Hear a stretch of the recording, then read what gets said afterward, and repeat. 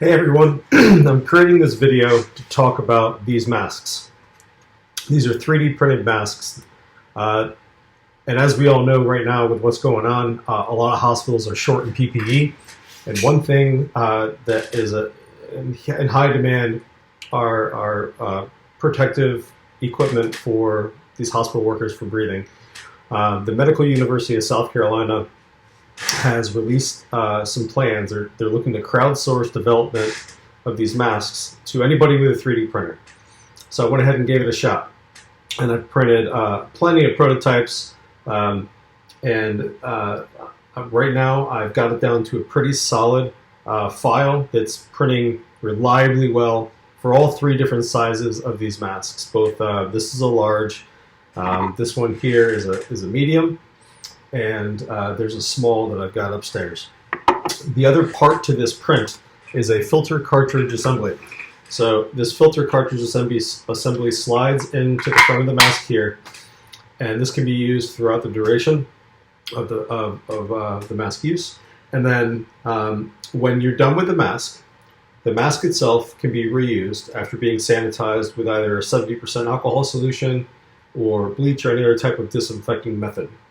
This filter cartridge assembly gets discarded in any way you would dispose of medical waste. What goes into this filter cartridge assembly, the print itself has 4 pieces. We have this housing, we have a side cover, and then there is a bottom cover.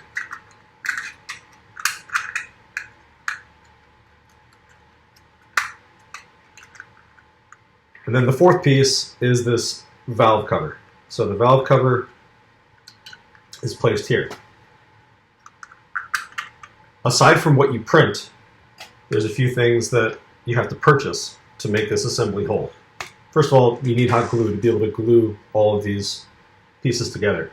But what goes inside of here to perform the filtration, the recommendation is a MERV 13 filter, HEPA filter. So this you take and you cut this up into sections small enough to fit inside of here.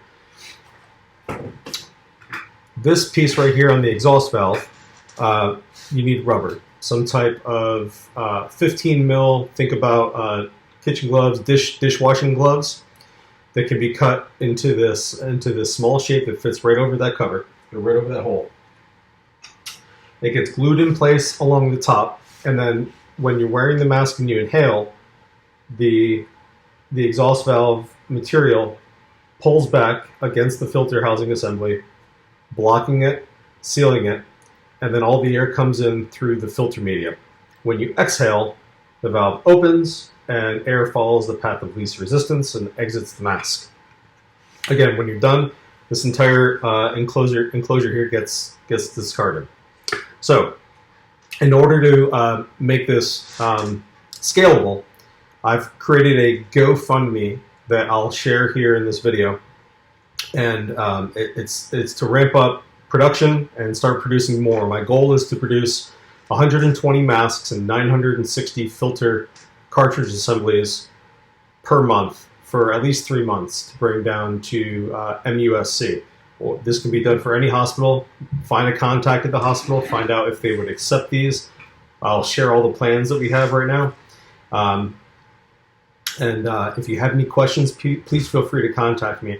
If you'd like to contribute, look at the GoFundMe. If you'd like to design your own, I have plenty of G-code files that I've been tweaking and trying to find the right print speeds and the right layer levels and the right support structures to get these masks printed. Again, I hope everybody has an opportunity to help their community. I saw this one, I hopped on it.